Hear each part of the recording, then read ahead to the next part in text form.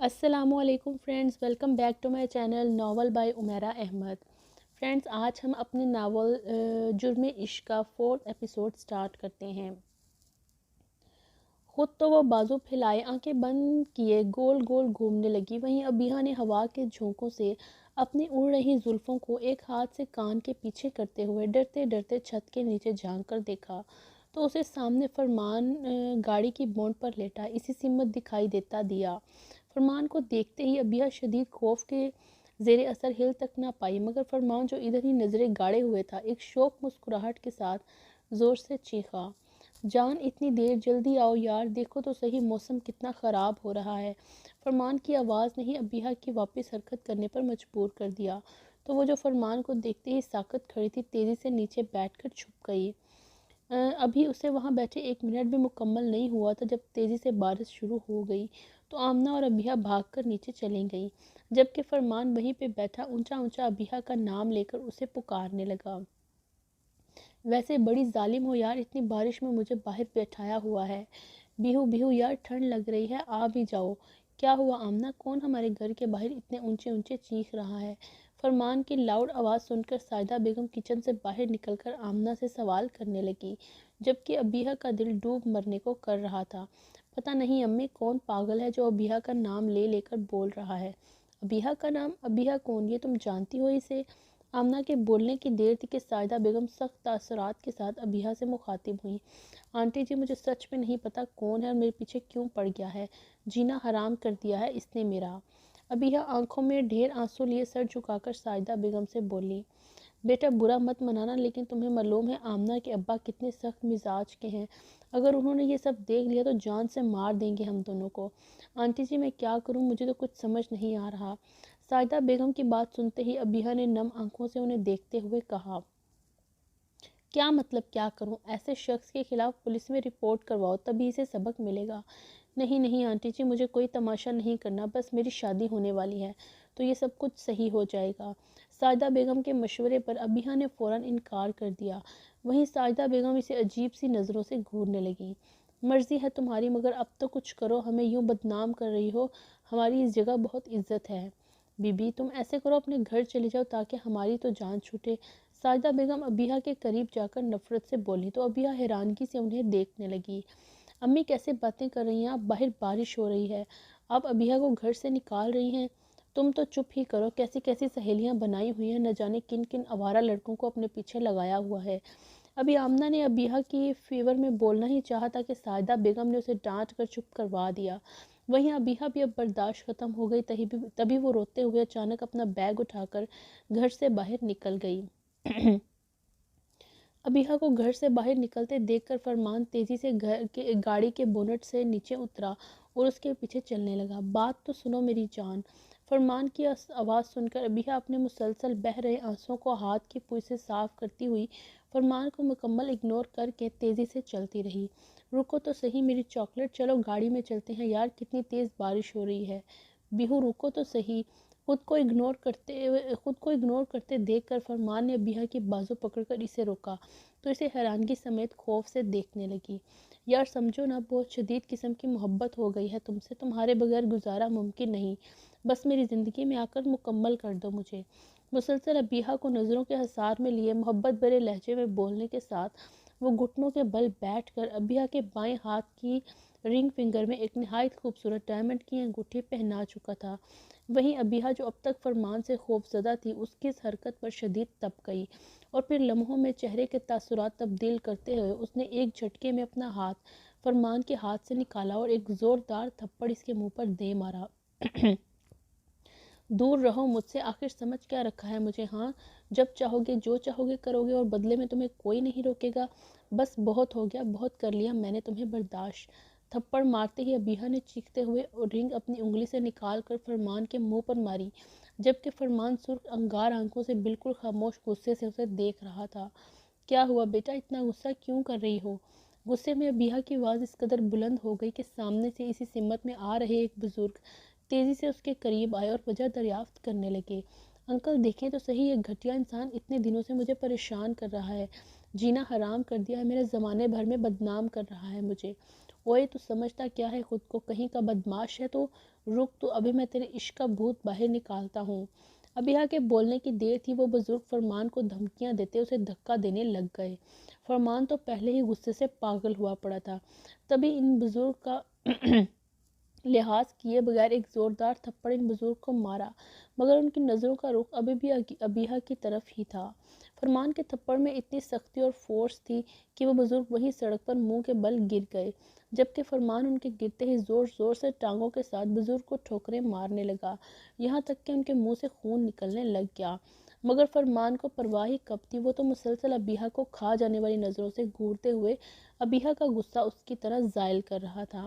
کچھ دیر تک تو ابیہا شوق سی اس بزرگ کو مار کھاتے دیکھتی رہی، پھر اچانک فرمان کی نظروں کی تپش کو محسوس کر کے لڑکھڑاتے ہوئے وہاں سے ڈر کر بھاگ گئی۔ وہیں فرمان نے جب ابیہا کو بھاگتے دیکھا تو ان بزرگ کو چھوڑ کر خود بھی غصے سے چلا گیا۔ جیسے تیسے مسلسل بھاگتے ہوئے ابیہا اپنے گھر پہنچ کر کپ کپاتے ہوئے ہاتھوں سے ڈور بیل بجانے لگی۔ یہ نہ کہنا زیادہ بہتر ہوگا کہ ڈور بیل پر ہاتھ رکھ کر اٹھانا ہی بھول گئی، ساتھ ہی وہ بار بار پیچھے مڑ کر بھی دیکھ رہی تھی کہ فرمان یہاں تو نہیں آ گیا۔ ارے کون ہے جو پاگلوں کی طرح بیل بجائے جا رہا ہے، کھول تو رہی ہوں بھائی۔ بی جان نے دروازہ کھولتے ہوئے بیزارگی ظاہر کی، جبکہ دروازہ کھولتے ہی سامنے ابیہا پوری بھیگی ہوئی ڈر سے مکمل کانپ رہی تھی۔ اس کی سانس اس قدر پھولی ہوئی تھی کہ زور زور سے منہ کھلے سانس بحال کرنے کی جدوجہد میں مصروف تھی، وجہ اس کا بغیر رکے گھر تک بھاگتے ہوئے آنا تھا۔ وہیں بی جان ابیہا کو اس حالت میں دیکھ کر بہت پریشان ہو گئیں۔ ابیہا بچے کیا ہوا، تم اتنی بارش میں کیوں بھاگتی ہوئی گھر تک آئی؟ آخر کیا وجہ ہے، کچھ تو بولو بیٹے۔ ابیہا کو مضبوطی سے تھامے صوفے پر بٹھانے کے بعد بی جان نے اس سے سوال کیا، جبکہ وہ تو زمین کو گھورتی ہوئی بس کانپے جا رہی تھی۔ ابیہا کو خاموش پا کر بی جان بغیر رکے اس پر سوالوں کی بچھاڑ کرنے لگیں، پر وہ تو نہ جانے کن سوچوں میں گم تھی۔ کچھ تو بولو ابیہا، کیا ہو گیا؟ اچھا ٹھیک ہے، بعد میں بتا دینا، مگر فی الحال تم جا کر کپڑے تو بدل لو، ایسے بیمار ہو جاؤ گی بیٹے، پرسوں تمہاری شادی ہے، جاؤ شاباش۔ بی جان تولیہ لا کر ابیہا کے نم بالوں کو رگڑتے ہوئے گویا ہوئی، تو ابیہا نے چونک کر ایک نظر انہیں دیکھا اور پھر کوئی جواب دیے سست روئی سے چلتے ہوئے اپنے کمرے میں چلے گئی۔ رات کی تاریکی مکمل چھا چکی تھی، مگر بادل تھے کہ مسلسل برسے ہی جا رہے تھے۔ فرمان اسی حالت میں اپنے روم میں بیٹھا مسلسل ڈرنگ کر رہا تھا، اسے بار بار ابیہا کا وہ تھپڑ اپنے گال پر لگتا محسوس ہو رہا تھا، جس سے اس کا مزید غصہ پروان چڑھنے لگتا تھا اور وہ بغیر رکے گلاس بھر کر نشیلا جام اپنے اندر اڈیلنے لگتا۔ یوں ہی گلاس تھامے اچانک فرمان نے اپنے ہاتھ میں ہی توڑ دیا، جبکہ اگلے ہی لمحے خون زوروں قطار اس کے ہاتھ سے نکلتے ہوئے زمین سرخ کرنے لگا۔ ابیہا، تو نے اب تک صرف میری محبت دیکھی ہے، صرف اس فرمان کو دیکھا ہے، تو نے جو تیرا طلبگار تھا، جسے دنیا میں صرف تجھ سے محبت ہوئی، لیکن تو نے کیا کیا؟ مجھے، ملک فرمان کی اور میری محبت دونوں کی ناقدری کی، ٹھکرایا مجھے۔ اب تجھے فرمان کا اصلی روپ دکھائی دے گا، اب پتہ چلے گا تجھے کہ فرمان کی نفرت کس حد تک مضر صحت ہے۔ ٹھکرا کے میرا پیار، اب تو میرا انتقام دیکھے گی۔ فرمان زہر خند سے ابیہا کے متعلق سوچتے ہوئے بیڈ پر چت لیٹ گیا، جبکہ ایک آنسو پلکوں کی بار توڑ کر اس کے بالوں میں کہیں جذب ہو گیا۔ گہری سوچ کے ہی زیر اثر ابیہا کپڑے بدل کر اپنے کمرے میں بیڈ پر لیٹ گئی۔ اس کے دماغ میں بار بار وہ سارا واقعہ کسی فلم کی طرح گھومے جا رہا تھا، جبکہ دل و دماغ میں اس کے عجیب کشمکش چل رہی تھی۔ کیا میں نے صحیح کیا؟ شاید مجھے تھپڑ نہیں مارنا چاہیے تھا، مگر یہ کرنا ضروری تھا کیونکہ ایسے لوگوں کو اسی طرح سبق سکھایا جاتا ہے۔ بالکل ٹھیک کیا میں نے، لیکن اب اس کا اگلا قدم کیا ہوگا، کیونکہ وہ تو اس بات کا بدلہ ضرور لے گا، لیکن کیسے؟ ابیہا چھت کو گھورتی ہوئی مسلسل انہی سوچوں میں گم تھی جب اچانک اس کے کمرے میں بی جان آ گئیں۔ ابیہا کپڑے تبدیل کر کے یہیں بیٹھی ہو، باہر چلو بیٹے، کھانا کھا لو۔ بی جان نے ابھی ابیہا سے اس واقعے کے بارے میں پوچھنا بہتر نہیں سمجھا، تبھی صرف کھانے کے لیے کہنے لگیں۔ وہیں ابیہا نے مکمل خاموشی سے ایک نظر انہیں دیکھا اور اٹھ کھڑی ہوئی اور بی جان کے ساتھ کمرے سے باہر نکل گئی۔ بی جان کھانا کھاتے ہوئے مسلسل ابیہا سے ہلکی پھلکی بات چیت کر رہی تھیں، مگر ابیہا نے صرف انہیں ہاں ہوں میں جواب دیا۔ بیٹا، میں نے تمہاری وہ لاہور والی پھپھو کو بھی انوائٹ کر لیا ہے، اسے کب سے شادل کی شادی کا ویٹ تھا۔ اور ہاں، تم نے بھی یاد سے سہیلیوں کو بلوا لیا نا؟ اور وہ تمہاری بہترین دوست آمنہ، اسے انوائٹ کیا یا نہیں؟ نہیں بی جان، وہ نہیں آئے گی۔ یہ وہ پہلے الفاظ تھے جو ابیہا نے اب تک گفتگو کے دوران استعمال کیے۔ کیوں بیٹا، لڑائی ہو گئی تم دونوں کی؟ نہیں بی جان، ویسے ہی۔ بی جان کے سوال کرنے پر ابیہا نے انہیں ٹالنا چاہا، کیونکہ اسے فرمان والی بات بھی بتانی پڑتی۔ اچھا اب میں سمجھی، اسی وجہ سے تمہارا منہ بنا ہوا ہے۔ لیکن تم بھاگ کر کیوں آئی ابیہا بچی؟ اب پوری بات مجھے بتا دو۔ بولو ابیہا۔ بی جان نے ابیہا کے ہاتھ پر اپنا ہاتھ رکھ کر اسے بولنے پر اکسایا۔ یہ بھی ویسے ایک انداز تھا ان کا ابیہا کو ہمت دینے کا کہ وہ ان سے بنا ڈرے اصل بات کر جائے۔ وہیں بی جان کا لمس پاتے ہی ابیہا کے چہرے کو دیکھتے ہوئے سوچنے لگی کہ وہ کیا کہے، سچ بتائے یا نہ بتائے۔ نہیں نہیں، میں بی جان کو کچھ نہیں بتاؤں گی، یہ تو بہت بڑی بات ہے، اور یقیناً وہ یہ بات سن کر خوفزدہ ہو جائیں گی۔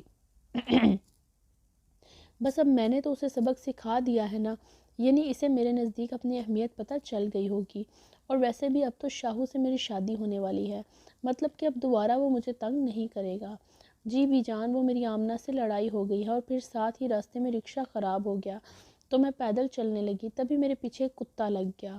تو آپ کو معلوم ہے مجھے کتوں سے کتنا ڈر لگتا ہے، اسی لیے بھاگ کر آنا پڑا۔ کچھ دیر سوچ بچار کے بعد ابیہا نے فیصلہ کیا کہ وہ بی جان کو فرمان کا نہیں بتائے گی، اس لیے جھوٹ کا سہارا لے کر ایک ہی سانس میں اس نے بی جان کو ساری بات بتا دی۔ وہیں بی جان اسے گھور کر دیکھنے لگی، جس سے اس کا چہرہ پڑھنے کی کوشش کر رہی ہوں۔ مجھے معاف کر دیں بی جان، میں نے اتنا اوور ری ایکٹ کر دیا اور آپ کو اتنی ٹینشن ہو گئی۔ ابیہا کے لاکھ جھوٹ بولنے پر بھی بی جان اس کی بات پر مطمئن نہیں تھی۔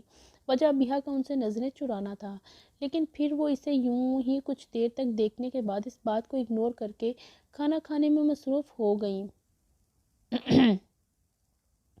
کیونکہ انہیں اس بات کا یقین تھا کہ ابیہا ان سے کوئی بات نہیں چھپا سکتی۔ لیکن یہ بھی ان کی غلط فہمی ہی ثابت ہوئی۔ رات کا کھانا کھا کر جب ابیہا اپنے کمرے میں سونے کی غرض سے آئی تو بیڈ پر لیٹتے ہی بجائے نیند آنے کے وہ تو کہیں ختم ہی ہو گئی۔ وجہ اس کا یہ خوف تھا کہ کہیں دوبارہ فرمان، جو کہ اب غصے سے پاگل ہوا پھر رہا ہے، وہ اس کے کمرے میں نہ آ جائے، کیونکہ اب فرمان سے پنگا لینے کا انجام بھی تو پتہ چلنا تھا اسے۔ کچھ دیر تک ایک ہی پوزیشن میں بیڈ پر لیٹے بار بار کھڑکی کی سمت دیکھنے کے بعد ابیہا اچانک بیڈ سے اٹھی اور پھر اپنا موبائل اور سرہانہ اٹھا کر بی جان کے کمرے میں سونے کے لیے چلی گئی۔ کیا ہوا میری بچی کو، آج پھر ڈر لگ رہا ہے؟ بی جان ابیہا کو اس کے فیورٹ سرہانے سمیت اپنے کمرے میں داخل ہوتے دیکھ کر شفقت سے اپنی طرف اشارے سے بلاتی ہوئی بولی، تو ابیہا بھی سرہانے کو اپنے سینے سے لگائے چھوٹے چھوٹے قدم اٹھاتی ان کی طرف بڑھنے لگی۔ کچھ نہیں بی جان، وہ بس آج نہ جانے کیوں تھوڑا سا ڈر لگ رہا ہے، تو اس لیے۔ بی جان کے قریب بیڈ پر بیٹھتے ہوئے ابیہا نے نظریں جھکائے انہیں جواب دیا، تو بی جان نے اس کے سر پر ہاتھ پھیرتے ہوئے اسے اپنے سینے سے لگا لیا۔ کیوں، کیا ہوا میری بچی کو؟ وہ تو بہت بہادر ہے، پھر سے ڈر رہی ہے؟ ڈرتے ڈرتے نہیں ہے میرے بیٹے، اور اچھا کیا جو تم یہاں آ گئی، میں بھی بہت مس کر رہی تھی تمہیں، نیند بھی نہیں آتی رات کو، لیکن آج سکون سے سو جاؤں گی، اور ادھر آؤ میری گود میں لیٹ جاؤ تاکہ تمہارا ڈر تو ختم ہو۔ بی جان نے ابیہا کی پیشانی چوم کر اسے گود میں لٹا لیا اور پھر اس کے سر پر شفقت سے ہاتھ پھیرتے ہوئے ان سے باتیں کرنے لگی۔ یوں ہی کچھ دیر تک اس کی اور شادل کی شادی کے متعلق بات کرتے ہوئے جب انہیں بدلے میں ابیہا کو کوئی جواب موصول نہ ہوا تو انہوں نے ہلکا سا جھک کر اس کے چہرے کو دیکھا تو ابیہا گہری نیند میں مبتلا تھی۔ اس کے چہرے پر انتہا درجے کا سکون اور اطمینان تھا، اور نیند بھی اتنی گہری تھی کہ جیسے نہ جانے کب سے سوئی نہ ہو، جو اب اس جہان سے غافل ہوئی سو رہی تھی۔ بی جان نے مسکرا کر اس کے چہرے کو دیکھا اور بہت نرمی سے ابیہا کو تکیے پر لٹا دیا، جب اچانک شادل کی ابیہا کے سیل فون پر کال آ گئی۔ ابیہا کے جاگ نہ جانے کے ڈر سے بی جان نے جلدی سے کال اٹینڈ کر لی۔ اچھا ماں جی، ہمیشہ خود کال کریں اور ہونے والی بیوی کو خود فون کیے جا رہے ہیں؟ بی جان آپ؟ جی میں۔ شادل اچانک ابیہا کی جگہ کال پر بی جان کی آواز سن کر ان کا طرز سن کر بکھلا ہی گیا۔ وہ ابیہا کہاں ہے بی جان؟ جب شادل کو کوئی جواب نہ ملا تو وہ ہکلاتے ہوئے بولا، کیوں جی بڑی جلدی ہے ابیہا سے بات کرنے کی؟ بات ہو گئی ہے اب سے؟ دلہا دلہن شادی سے کچھ دن پہلے بالکل بات نہیں کرتے، مطلب کہ اب سے تم دونوں بھی کوئی بات چیت نہیں کرو گی؟ بی جان تو گویا آج طے کر چکی تھی شادل کو تنگ کرنے کا، تبھی ہنستے ہوئے شرارت سے بولی، ٹھیک ہے بی جان، آپ کی بات مان لی جائے گی، مگر پلیز آج بس 5 منٹ بات کرنے دیں، پلیز آپ میری بی جان ہیں نا، ایک بار کہا نا نہیں؟ 2 دن بعد تو ویسے بھی ہمیشہ کے لیے تمہاری ہی ہونے والی ہے، پھر بھی صبر نہیں ہو رہا تم سے؟ 2 دن संभाल लो खुद को और अपने बेताब दिल को भी। अपनी माँ से भी हाल चाल पूछ लेते हैं बेटे जी। नहीं नहीं मेरी प्यारी बीजान, ऐसे तो ना कहें, वो बस आपके बारे में ही पूछने वाला था। बीजान के शिकवे पर शादिल शीरी लहजे में उनसे बात करने लगा। अभी कुछ मिनट्स ही शादिल को बीजान से बात करते हुए होंगे जब अबिहा नींद से जाग गई। बीजान, आप किससे बात कर रही हैं? तुम्हारे शौहर से। अबिहा के सवाल पर बीजान ने हंसते हुए जवाब दिया, जबकि अबिहा तो ये सुनते ही उछलकर बेड से उतरी और फिर भागकर बीजान के पास आई। क्या क्या शादिल की कॉल है? बीजान प्लीज़ मेरी भी बात करवा दें। नहीं नहीं बिल्कुल नहीं करवाऊंगी बात। बीजान को तो मज़ा आ रहा था इन दोनों को यूँ तंग करने का। बीजान प्लीज़ सिर्फ आज बात करवा दें। आई नो कि कुछ दिन बात नहीं कर सकती हूँ मैं, बट प्लीज़ सिर्फ आज बात करने दें। मैं फिर आई प्रॉमिस खुद बात नहीं करूँगी शाहू से। ठीक है लेकिन सिर्फ 5 मिनट बात करना। अबिहा अगर उन्हें फोर्स ना भी करती तब भी वो इसे बात करने देती, मगर इसकी मिन्नतें करने पर बीजान ने मज़ीद तंग ना किया। ओके डन, लव यू मेरी प्यारी बीजान। अबिहा ने बोलने के साथ ही खुशी से बीजान के गाल को चूम लिया और फिर फ़ौरन ही उससे मोबाइल लेकर बाहर की सिमत चल पड़ी। कैसी है मेरी जान? बीजान को सच में सिर्फ तुम राज़ी कर सकती हो, वरना हमारी तो वो एक नहीं सुनती। हाँ ये तो है, मैं हूँ ही ऐसी। अच्छा अब सिर्फ क्या जलन ही निकालोगे या कुछ बात भी करनी है? सिर्फ 5 मिनट है हमारे पास। अबिहा ने पीछे मुड़कर बीजान को देखते हुए तेज़ी से कहा, कैसी हो? क्या किया सारा दिन? मुझे कितनी दफ़ा याद किया? अबिहा के टाइम का याद कराने पर शादिल ने जल्दी से एक सांस में इतने सवाल पूछ लिए। बस बस कितने सवाल पूछोगे? तुमने ही तो कहा था टाइम नहीं है, तो बताओ अब। मैं बिल्कुल ठीक हूँ, बल्कि बहुत प्यारी। और पता है आज मैंने एक कुत्ते को अच्छा सबक सिखाया। वो कुत्ता रोज़ाना रास्ते में मुझे तंग करता था, पीछे ही पड़ गया था मेरे। अब यह फरमान का तसव्वुर करते हुए शादिल को आज वाली बात बताने लगी। अच्छा तो मिसिस शादिल ने क्या किया उस कुत्ते के साथ? शादिल का भी तजस्सुस बढ़ने लगा। मिसिस शादिल ने आज उस कुत्ते को एक ज़ोरदार मेरा मतलब है पत्थर उठा कर मारा, और अब दोबारा मेरे पीछे नहीं आएगा वो। अचानक बोलते बोलते जब अबिहा को एहसास हुआ कि वो सब कुछ ही बताने वाली है, तो वो फ़ौरन अपनी बात बदल गई। वाह जी वाह, आज तो छा गई लड़की। शादिल ताली बजाते हुए अबिहा की तारीफ़ करने लगा तो अबिहा ने भी हल्का सा मुस्कुरा दिया। अबिहा जान, इंशाल्लाह परसों तुम्हारा ये शादिल तुम्हारी नज़रों के सामने होगा। फिर तो किसी कुत्ते में भी तुम्हें तंग करने की हिम्मत बाकी नहीं रहेगी। जानती हूँ शाहू कि तुम मेरे मुहाफिज हो। और हाँ, तुमने पूछा था ना कि मैंने तुम्हें कितना याद किया। तो जो लोग हर सांस के साथ बसते हैं उन्हें याद थोड़ी किया जाता है। वो तो जब भी सांस आती है तभी याद आते हैं। शाहू, जिस दिन मैं सांस लेना भूल जाऊंगी ना, तब तुम्हें भी भूल जाऊंगी। अबिहा ने संजीदगी में किसी गहरी सोच के ज़ेरे असर ये सब अल्फाज बोल दिए। वहीं शादिल भी अबिहा के इकरार पर मुस्कुराते हुए अपने अंदर सुकून उतारता हुआ महसूस करने लगा। मेरी जान, तुम तो मेरी ज़िंदगी हो। अगर तुम कभी ज़िंदगी में नाराज़ होकर भी मुझे छोड़कर चली गई ना अबिहा, तो शायद एक पल भी नहीं लगाऊंगा मैं अपनी इस बेमोल ज़िंदगी को ख़त्म करने में। शादिल भी काफ़ी हद तक रोमांटिक हो चुका था। मैं क्यों छोड़ कर जाऊँगी तुम्हें? शायद तुम भूल रहे हो मिस्टर कि यही मेरा ससुराल और यही मेरा मायका है। अगर मैं तुमसे नाराज़ हुई भी तो निकलोगे तुम घर से। अबिहा ने हंसते हुए शादिल को इसकी अहमियत बताई कि बीजान शादिल से ज़्यादा अबिहा से मोहब्बत करती हैं। मगर इससे पहले शादिल कुछ कहता, अचानक बीजान ने आकर पीछे से मोबाइल छीन लिया।